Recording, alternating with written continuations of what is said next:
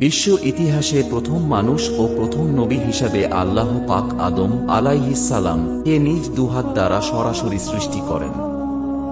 মাটির সকল উপাদানের সারনির্যাস একত্রিত করে আঠালো ও পোড়ামাটির ন্যায় শুষ্ক মাটির তৈরি সুন্দরতম অবয়বে রূহ ফুঁকে দিয়ে আল্লাহ আদমকে সৃষ্টি করেছেন। অতঃপর আদমের পাঁজর থেকে তাঁর স্ত্রী হাওয়াকে সৃষ্টি করেন। আর এ কারণেই স্ত্রী জাতি স্বভাবগতভাবেই পুরুষ জাতির অনুগামী ও পরস্পরের প্রতি আকৃষ্ট। অতঃপর স্বামী স্ত্রীর মাধ্যমে যুগ যুগ ধরে একই নিয়মে মানব বংশ বৃদ্ধির ধারা অব্যাহত রয়েছে। কুরআনের বর্ণনা অনুযায়ী প্রথম দিন থেকেই মানুষ পূর্ণ চেতনা ও জ্ঞান সম্পন্ন সভ্য মানুষ হিসাবেই যাত্রারম্ভ করেছে এবং আজও সেভাবেই তা অব্যাহত রয়েছে। প্রথম মানুষ আদি পিতা আদম কে আল্লাহ সর্ব বিষয়ের জ্ঞান ও যোগ্যতা দান করেন এবং বিশ্বে আল্লাহর খেলাফত পরিচালনার মর্যাদায় অভিষিক্ত করেন। সাথে সাথে সকল সৃষ্ট বস্তুকে করে দেন মানুষের অনুগত, সবকিছুর উপরে দেন মানুষের শ্রেষ্ঠত্ব। আর সে কারণেই জিন ফিরিশতা সবাইকে মানুষের মর্যাদার প্রতি সম্মান প্রদর্শনের জন্য আদমকে সিজদা করার আদেশ দেন। সবাই সে নির্দেশ মেনে নিয়েছিল, কিন্তু ইবলিস অহংকার বশে সে নির্দেশ অমান্য করায় চিরকালের মতো অভিশপ্ত হয়ে যায়। অথচ সে ছিল বড় আলেম ও ইবাদতগুয়ার।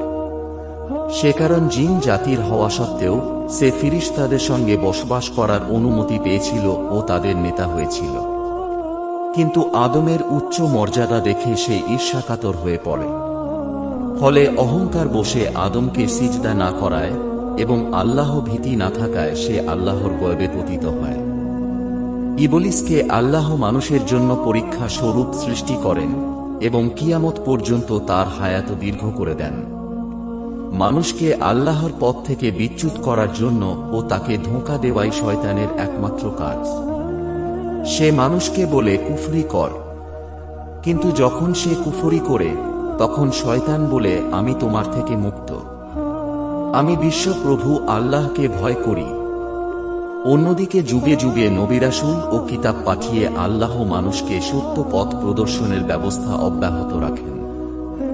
আদম থেকে শুরু করে শেষ নবী মুহাম্মদ সাল্লাল্লাহু আলাইহি ওয়াসাল্লাম পর্যন্ত 1,24,000 পয়গাম্বর দুনিয়াতে এসেছেন এবং বর্তমানে সর্বশেষ এলাহি গ্রন্থ পবিত্র কুরআনের ধারক ও বাহক মুসলিম ওলামায়ে কেরাম শেষ নবীর ওয়ারিস হিসাবে আল্লাহ প্রেরিত ওহীর বিধানসমূহ বিশ্বব্যাপী পৌঁছে দেবার দায়িত্ব পালন করে যাচ্ছেন। পৃথিবীর চূড়ান্ত ধ্বংস তথা কিয়ামতের অব্যবহিত কাল পূর্ব পর্যন্ত এই নিয়ম জারি থাকবে। শেষনবীর ভবিষ্যৎবাণী অনুযায়ী পৃথিবীর এমন কোন বস্তি ও ঝুপড়ি ঘরও থাকবে না যেখানে আল্লাহ ইসলামের বাণী পৌঁছে দেবেন না। এতদসত্ত্বেও অবশেষে পৃথিবীতে যখন আল্লাহ বলার মতো কোন লোক থাকবে না, অর্থাৎ প্রকৃত তাওহীদের অনুসারী কোন মুমিন বাকি থাকবে না, তখন আল্লাহর হুকুমে প্রলয় ঘনিয়ে আসবে এবং কিয়ামত সংঘটিত হবে। মানুষের দেহগুলি সব মৃত্যুর পরে মাটিতে মিশে যাবে, কিন্তু রূহগুলি স্ব ভালো বা মন্দ আমল অনুযায়ী ইল্লিন অথবা সিজ্জিনে অবস্থান করবে, যা কিয়ামতের পরপরই আল্লাহর হুকুমে স্ব দেহে পুনঃপ্রবেশ করবে এবং চূড়ান্ত হিসাবনিকাশের জন্য সকল মানুষ সশরীরে সৃষ্টিকর্তা আল্লাহর দরবারে নীত হবে। আল্লাহ একটা ফেরেশতাদের ডেকে বললেন, আমি পৃথিবীতে খলিফা অর্থাৎ প্রতিনিধি সৃষ্টি করতে চাই, বল এ বিষয়ে তোমাদের বক্তব্য কি? তারা সম্ভবত ইতিপূর্বে সৃষ্ট জিন জাতির তিক্ত অভিজ্ঞতার আলোকে বলল, হে আল্লাহ, আপনি কি পৃথিবীতে এমন কাউকে আবাদ করতে চান যারা গিয়ে সেখানে ফাসাদ সৃষ্টি করবে ও রক্তপাত ঘটাবে? অথচ আমরা সর্বদা আপনার হুকুম পালনে এবং আপনার গুণগান ও পবিত্রতা বর্ণনায় রত আছি। এখানে ফেরেশতাদের উক্ত বক্তব্য আপত্তির জন্য ছিল না, বরং জানার জন্য ছিল। আল্লাহ বললেন, আমি যা জানি তোমরা তা জানো না। অর্থাৎ আল্লাহ চান এ পৃথিবীতে এমন একটা সৃষ্টির আবাদ করতে যারা হবে জ্ঞান ও ইচ্ছাশক্তি সম্পন্ন এবং নিজস্ব বিচার বুদ্ধি ও চিন্তা গবেষণা সহকারে স্বেচ্ছায় সজ্ঞানে আল্লাহর বিধানসমূহের আনুগত্য করবে ও তাঁর ইবাদত করবে। ফেরেশতাদের মতো কেবল হুকুম তামিলকারী জাতি নয়।